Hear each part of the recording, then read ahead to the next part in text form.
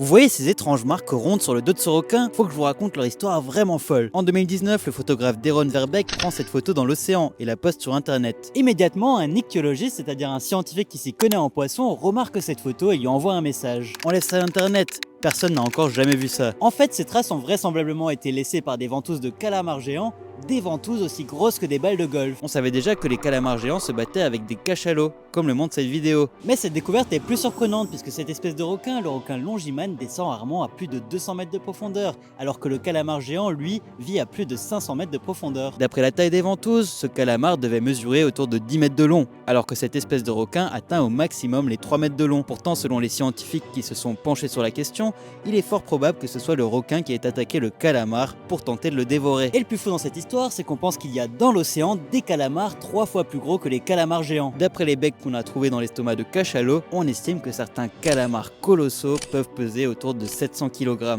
Bref, si les profondeurs de l'océan vous fascinent comme moi, abonnez-vous et je vous ferai découvrir d'autres mystères comme celui-ci.